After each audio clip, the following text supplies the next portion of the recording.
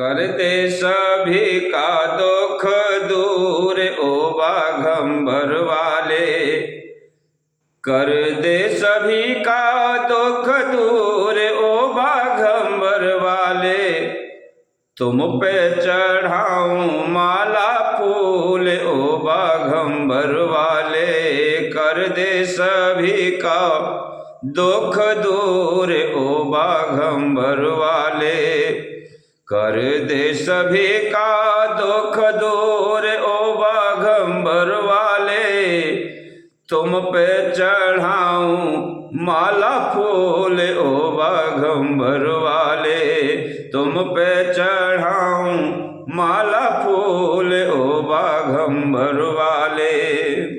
मेरे प्रिय सज्जनों, मैं भोलेनाथ के चरण कमलों में अपने मस्तक को रख करके आप लोगों को दंडवत प्रणाम करता हूं। आपके हृदय में बैठे उस परम पिता को कोटि कोटि दंडवत प्रणाम करता हूं। अभी मुक्त क्षेत्र में शिवार्चन से यक्ष को गणेशत्व की प्राप्ति किस प्रकार से हुई? प्राचीन काल में हरकेश नाम से विख्यात एक सौंदर्यशाली यक्ष हुआ था और जो पूर्णभद्र का पुत्र था। हरिकेश महाप्रतापी, अरे महा ब्राह्मण भक्त एवं बड़ा ही धर्मात्मा था। जन्म से ही उसकी शंकर जी में प्रगाढ़ भक्ति थी। वह तन्मय होकर के उन्हीं को नमस्कार करने, उन्हीं की भक्ति करने और उन्हीं का ध्यान करने में तत्पर रहता था।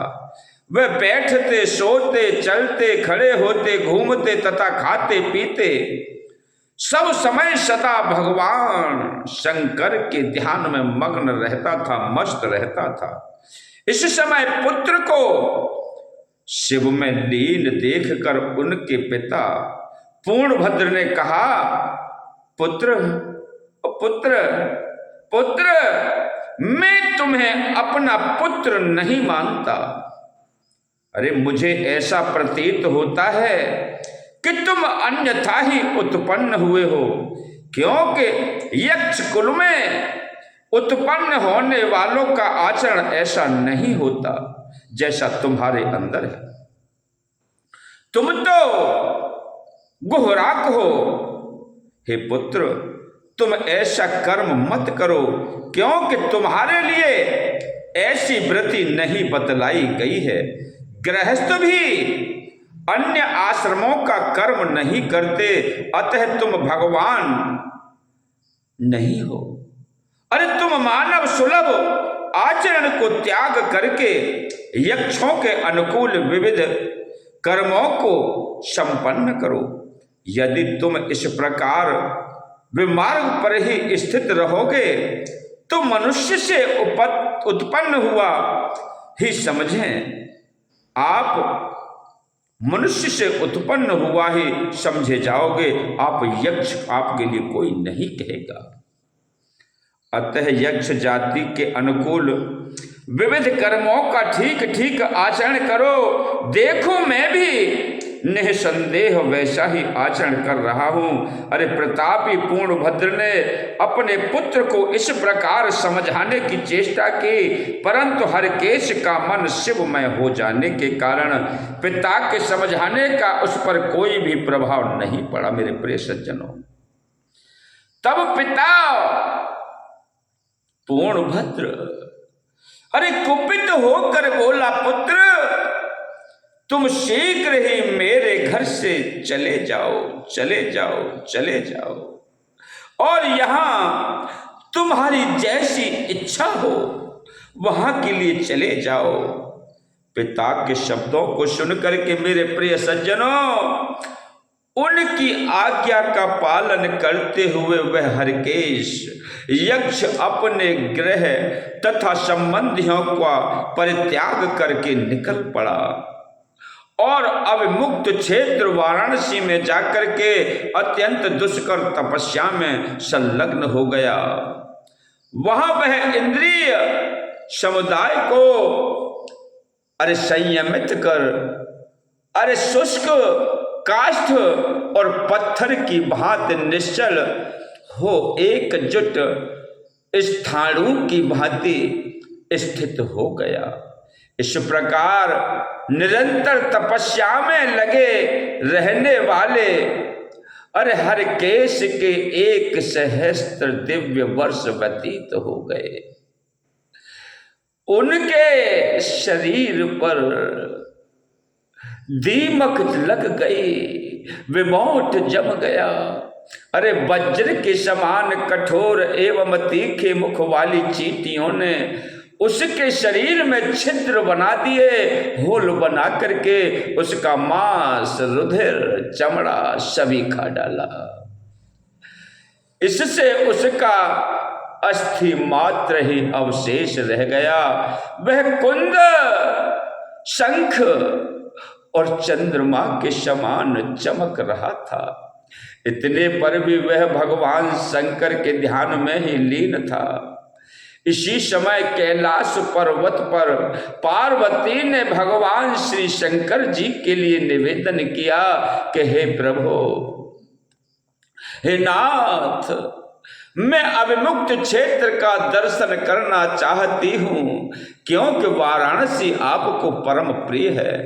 इस प्रकार भवानी द्वारा निवेदन किए जाने पर भगवान शंकर पार्वती के साथ वहां से चल पड़े और अविमुक्त क्षेत्र का उन्हें दर्शन कराते हुए उसकी महिमा का वर्णन करने लगे। तदनंतर भगवान शिव और पार्वती चलते चलते उस स्थान पर आ पहुंचे जहां पर श्री हरकेश यक्ष घोर तपस्या में निरत था।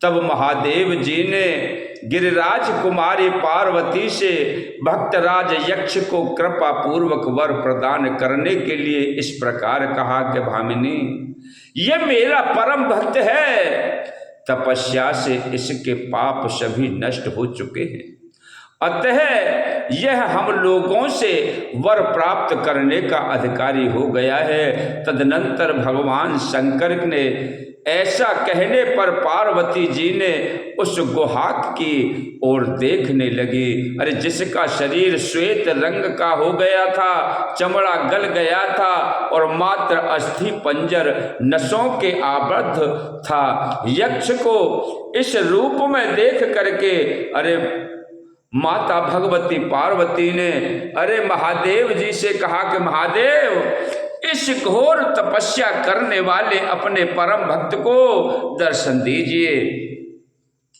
वरदान दीजिए, बड़ी कठिन तपस्या कर रहा है। तब भगवान शंकर और भगवती पार्वती ने के आने की आहट पाकर के वह यक्ष उनके चरणों पर गिर पड़ा। इस प्रकार उस हरकेश भक्ति पूर्वक चरणों में पड़ा हुआ देख करके श्री शिव जी ने उसे दिव्य चक्षु प्रदान किए और जिससे उसने गण सहित वृषध्वज महादेव जी को सामने उपस्थित देखा। तब श्री भगवान शिव ने प्रसन्न होकर के यक्ष से कहा कि हे यक्ष, मैं तुम्हें पहले वह वर देता हूं जिससे तुम्हारे शरीर का वर्ण सुंदर हो जाए तथा तुम त्रिलोकी में देखने के योग्य हो जाओ। वरदान पाकर वह यक्ष अक्षत शरीर से युक्त होकर के भगवान के चरण कमलों में प्रणतपाल करता हुआ बोला कि भगवान, मुझे ऐसा वरदान दीजिए कि आप में मेरी अनंत एवं अटल भक्ति हो जाए।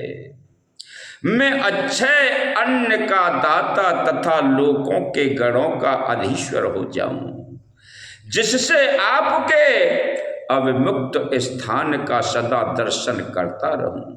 हे देवेश, मैं आपसे यही उत्तम वर प्राप्त करना चाहता हूं।